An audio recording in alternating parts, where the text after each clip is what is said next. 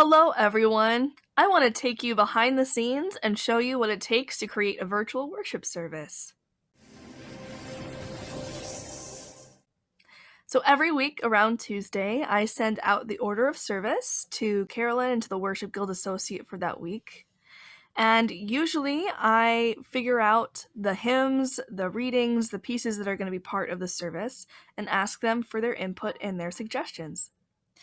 I also usually meet up with Carolyn to talk about the musical choices, especially the offertory for the service. While I'm finishing writing the sermon, Carolyn is hard at work, creating the music, recording any files, and gathering the choir together to record the music for the service. Usually Kyle is the one behind the camera, making sure everyone in the choir can be seen and recording the beautiful music we share.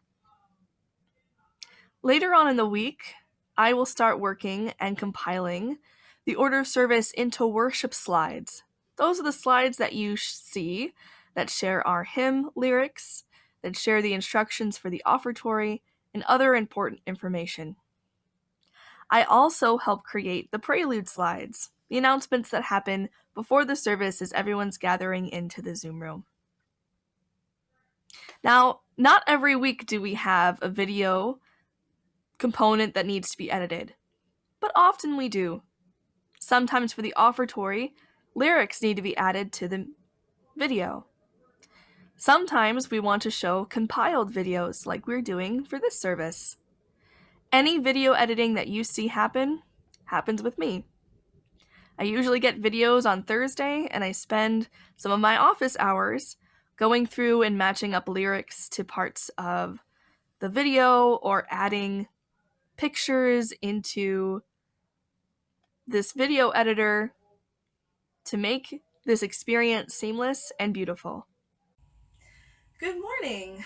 I wanted to introduce you to my office at home, our second bedroom, but also what it takes for me to set up a Sunday service in the morning.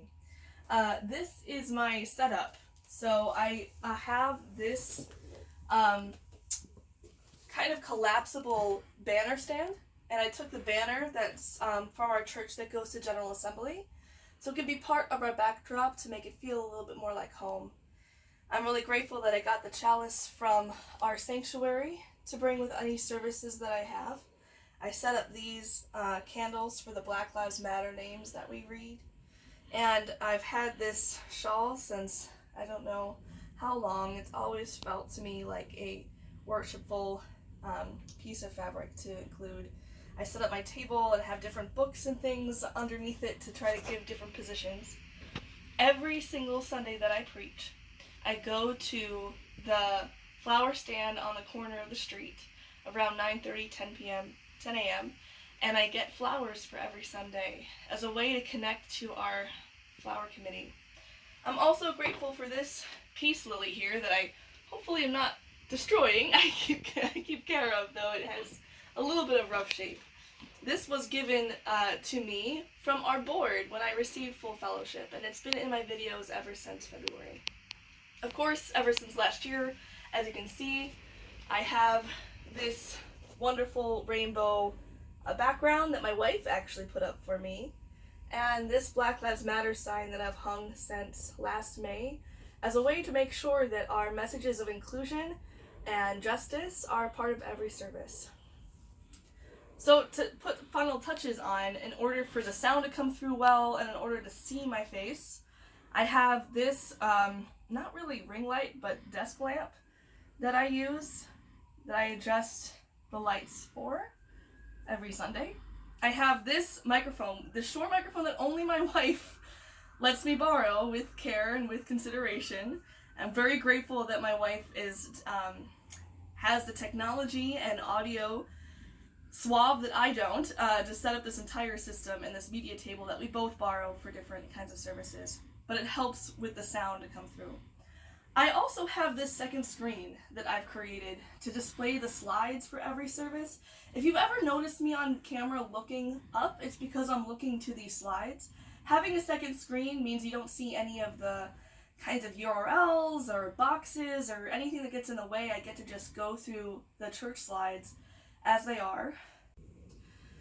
So yeah, I spend between going to buy the flowers, between setting up the table and turning on the light, I spend about an hour every Sunday morning setting this entire thing up, just so that I can get the right backdrop for the Zoom screen and get everything going.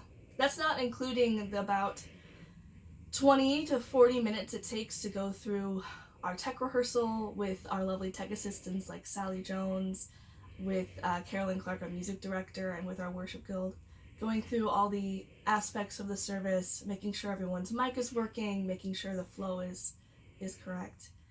And it gives me joy that at the end of all of this work comes a beautiful product of our Sunday virtual service. We're not finished. It also takes all of you. It takes all of you joining from home to see our worship that we've compiled for you together. Thank you for joining us, for making our Sunday worship something special.